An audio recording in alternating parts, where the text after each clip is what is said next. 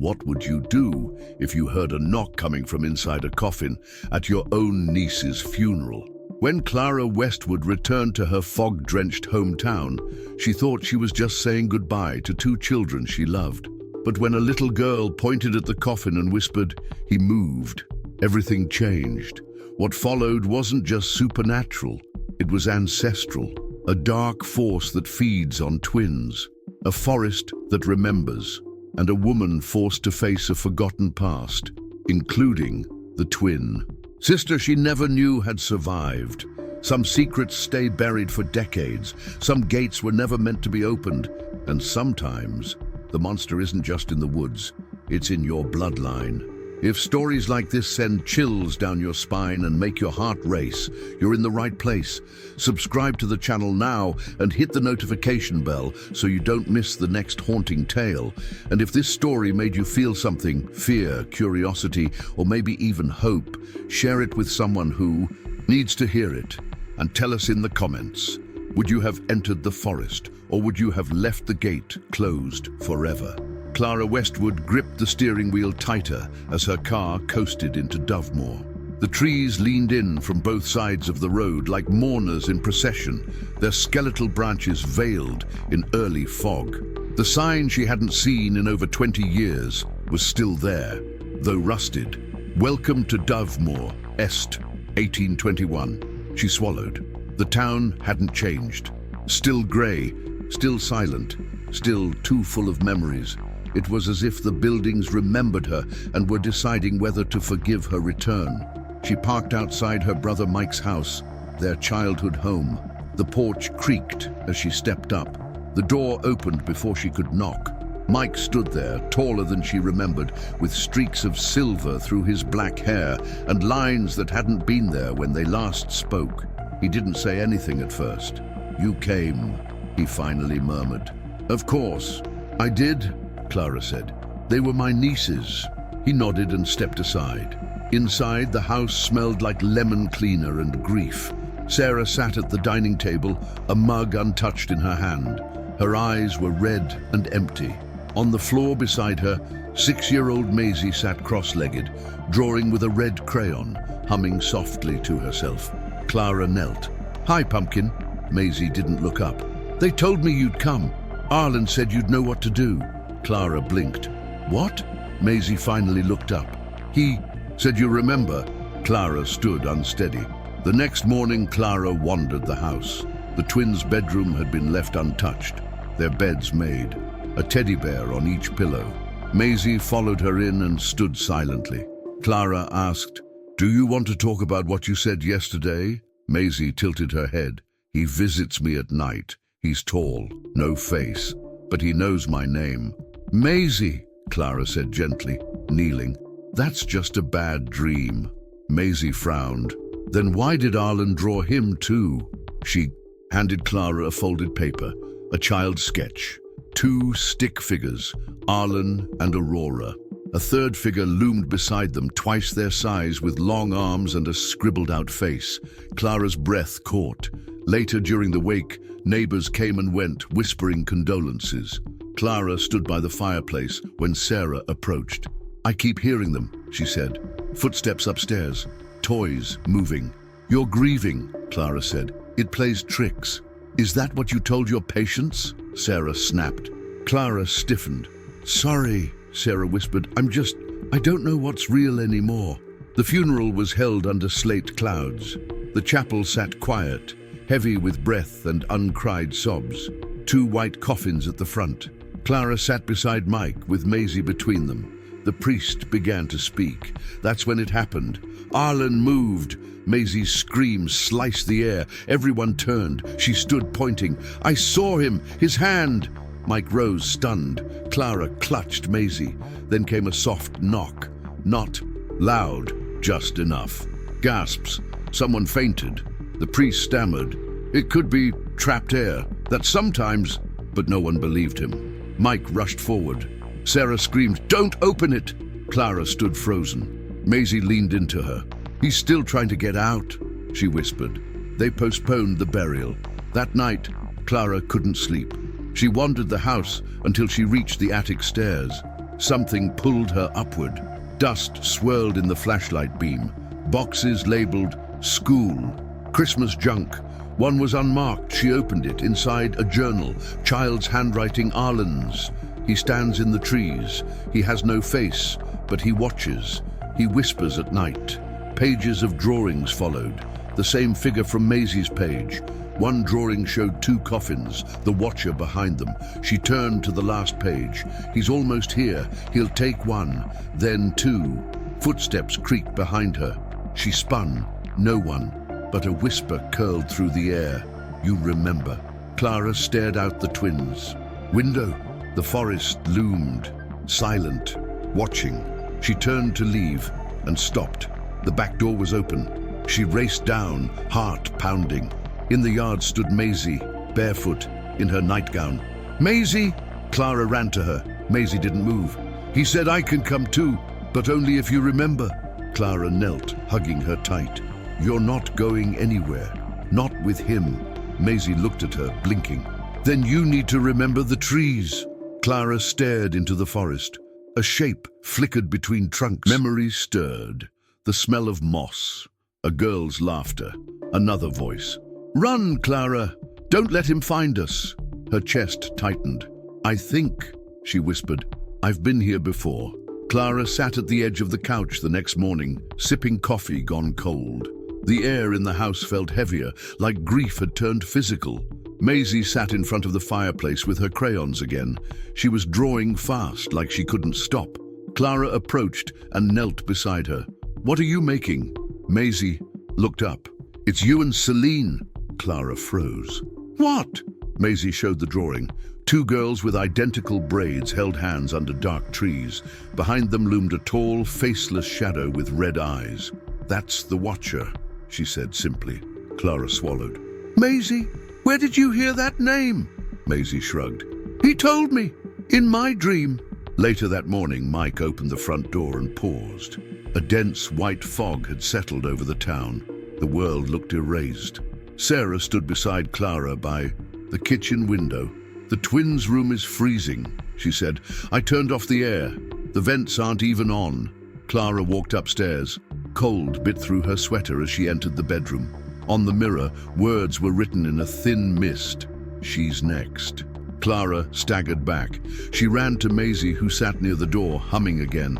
Clara shook her gently. Maisie, do you know what that means? Maisie only whispered, he needs someone to follow. He said the door is open now. That afternoon, Sarah received a trembling call from the funeral home. We need to delay burial again, the director stammered. Why? Arlen's body moved. Silence. There were scratches on the inside of the coffin lid, he added. And his hands. They changed position. We're not sure how. Mike grabbed the phone from Sarah. You're saying he woke up? The director hesitated. We don't know what to say. Clara looked to Maisie, who had gone eerily quiet. Unable to rest, Clara walked through the fog. The Dovemore Public Library. The building smelled of dust and old wood. She searched archives, newspapers. One name reappeared, Caleb Whitmore. Disappeared in 1993. Said he saw a faceless man in the woods. A librarian gave her an address. His grandmother still lives on the edge of town, she whispered. Eleanor Whitmore. People say she knows things. Clara copied the name into her notebook. As she turned to leave, she spotted a worn, water-damaged children's book titled The One Who Watches. The Trees. Inside was a crayon drawing that mirrored Maisie's exactly. That night, Clara sat awake in the twins' room. The cold had deepened. Around 2:11 a.m., she heard it. A soft whisper through the vent. Clara, remember the gate. She held her breath. Shadows flickered. Then a figure appeared at the hallway's end. It was tall, too tall. It didn't move, but its red eyes glowed. Clara whispered, You made a mistake. I'm still here. The figure vanished. Clara packed her bag. Tomorrow she would go find Eleanor Whitmore. Clara followed the gravel road past the last house in town until it dead-ended at a crooked, vine-wrapped cottage leaning into the woods. Eleanor Whitmore's house. She knocked. The door opened slowly, revealing a sharp-eyed woman wrapped in layers of shawls and shadows. "Clara Westwood," she said without prompting. "Come in." Clara stepped inside. Herbs hung from the rafters, books stacked like walls. A fire crackled. Eleanor motioned to a chair. "You knew I was coming?" Clara asked. Eleanor nodded. "The Watcher told me, not in words, in signs, the fog, the knocking, the drawings. He always marks his return." Clara clenched her fists. "He's real then, as real as the ground you walk on. Every 30 years he wakes to feed, on twins." Clara leaned forward. "Why twins?" "Because their bond is rare, powerful. When he breaks it, he eats the fear, the grief. It sustains him." Eleanor's eyes sharpened. "But this time is different. He didn't just take your nieces. He's circling you," Clara whispered, "because of what I forgot." Eleanor led Clara to an old trunk. Inside, brittle newspaper clippings and medical records, one birth certificate, 2 names. Clara read aloud. "Clara Westwood, Celine Westwood." Her breath caught. "They told me she died," Clara said. "She didn't," Eleanor said. "The Watcher took her." Clara shook her head. "I would remember that." Eleanor opened a scrapbook. Inside were crayon drawings from a child. Clara recognized her own handwriting. "He wants her, not me. But I feel him now." She slammed the book shut. "I need to know the truth." Eleanor nodded slowly. "Then go to where it began. He leaves traces. The gate remembers everything." Back home, Clara found Maisie asleep on the couch, her arm dangling off the side. A strange mark had appeared on her wrist, a small spiral etched like a burn. Clara gasped. She flipped through Arlen's journal. One page matched it exactly. "The chosen will wear the mark." She woke Maisie gently. "Did you get hurt?" Maisie shook her head. "He kissed my hand, said I'm special now." Clara hugged her tightly, fighting panic. The Watcher had made contact. He was moving faster than before. Rain hammered the windows that night. Thunder cracked the sky. Mike stood in the kitchen, staring into the yard. Clara joined him. Her breath fogged the glass. Then she saw them, 2 red lights in the trees. Eyes. The Watcher stood motionless at the edge of the yard, its limbs like branches. Face empty. Sarah screamed from upstairs. Maisie's bed was soaked, the window wide open. Clara grabbed the journal and turned to the back. Once marked, the door is open. He will come inside. Clara carried Maisie through the fog-laced woods until they reached it. The twisted trees forming an arch taller than a house. The hollow gate. Maisie pointed. "He's behind there. He's waiting for us." Clara stepped closer. The ground vibrated faintly. A memory slammed into her. 2 girls playing in the dirt. Laughter, a scream, and hands pulling them apart. Maisie tugged her sleeve. "You were here before, weren't you?" Clara nodded, trembling. "Yes, and it's time I came back." The air shifted as Clara stepped beneath the twisted archway, a sudden pressure in her ears, a hum beneath her skin. The forest beyond the hollow gate felt like another world.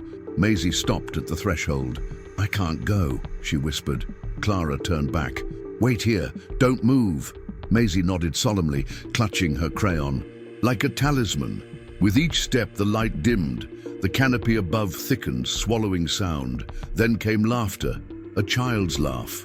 Familiar. 2 girls ran past her in a flicker of memory. One had Clara's face, the other, Celine. A momentary vision, but enough to stop her cold. Clara whispered, "Celine." The forest answered with silence. Clara reached the center of a clearing, where the trees circled like sentinels. At the base of the largest trunk, roots twisted around something square. A trapdoor. She dropped to her knees, brushing away moss. Faint humming rose from below, a tune the twins used to sing. She opened it. A staircase descended into darkness. As she stepped down, the air grew colder. The walls pulsed with strange energy. At the bottom, a chamber carved into earth, filled with drawings. Childlike, desperate, hundreds. She spotted one that made her knees buckle. 2 girls, one with a scar under her eye. A dark figure loomed behind them. "Clara," a voice called softly. She turned. There, half shadow, half light, stood Celine. paler, older, but unmistakably her twin. "You're alive," Clara whispered. Celine stepped closer. "Not the way you mean. He raised me here, kept me hidden. I was the bait for you." Clara's stomach turned. "Why didn't you run?" Celine looked down. "I tried, but he made me forget, just like you, until the twins died. Then it all came back." Clara stepped forward. "We can stop him." Celine looked up. "Only together." The walls shivered. Watcher emerged, taller than before, limbs dragging, faceless head cocked. Celine stepped between them. "He feeds on broken bonds, but if we reunite, truly accept each other, he can't consume us." The Watcher tilted his head. A voice inside Clara's mind. "Give me the marked one, or give me your twin. One must stay." Celine took Clara's hand. "He's offering a deal. Sacrifice Maisie, or us." Clara's eyes welled. "There must be another way." Celine nodded. "But it will hurt." Clara fell to her knees. Visions rushed in, her and Celine running, the forest, the hollow gate. A scream, a moment. Celine being dragged back as Clara escaped, the memory erased by time, fear and the Watcher. She sobbed. "I left you." Celine knelt beside her. "You were a child. He made us forget." The chamber pulsed. Clara stood. "Then let's make him remember what happens when twins stay together." The Watcher growled. But the light between the sisters began to grow.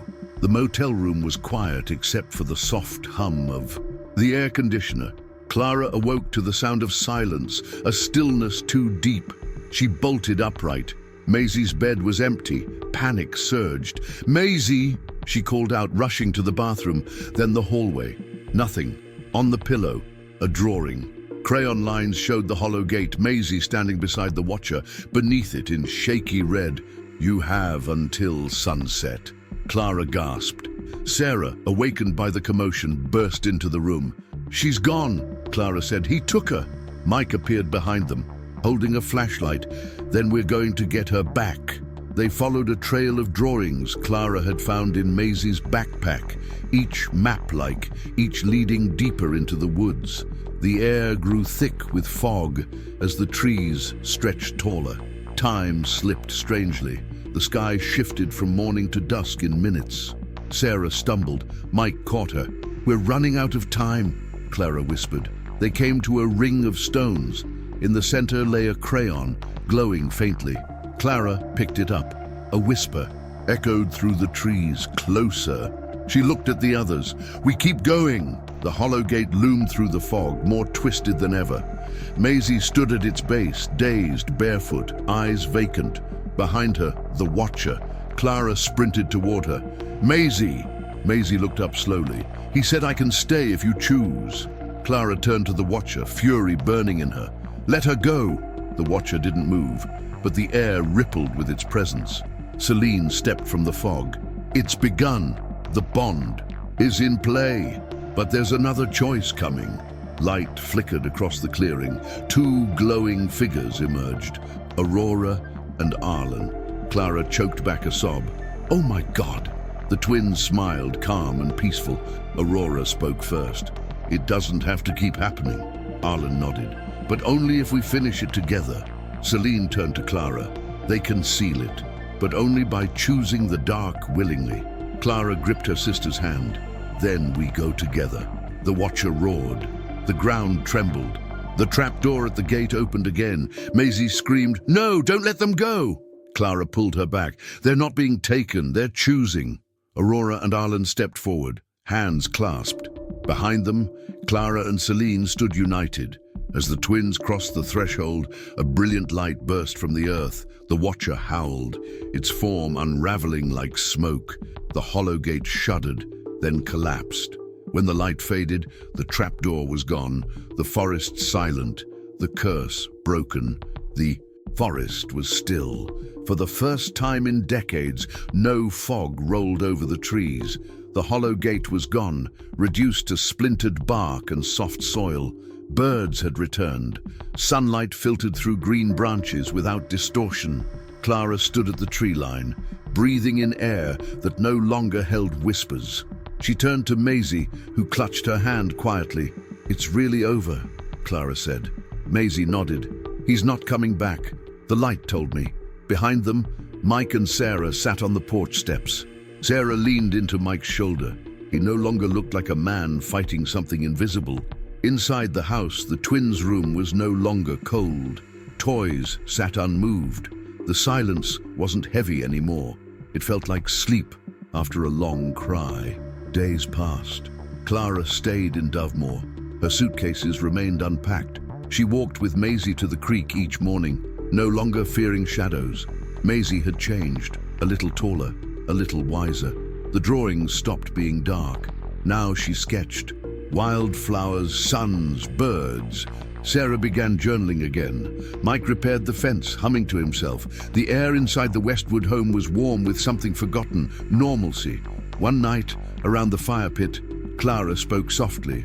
I spent my whole life running from something I didn't remember. Now I think I was supposed to return. To finish it. Mike nodded.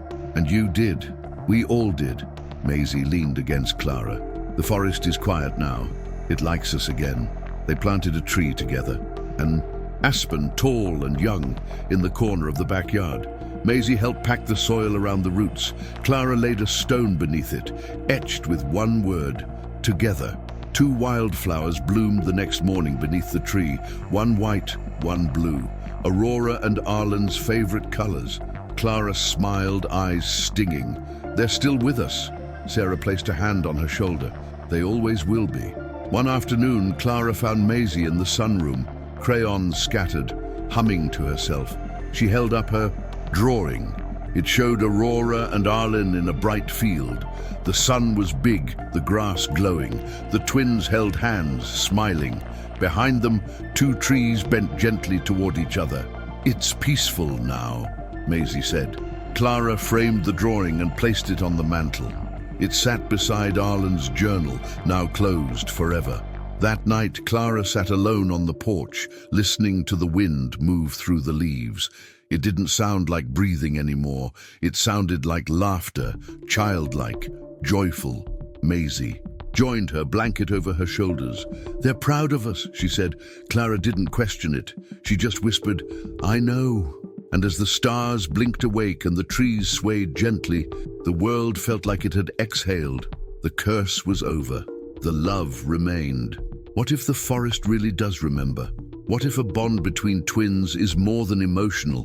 It's a power, an energy, a light that something ancient, something hungry, has been feeding on for generations.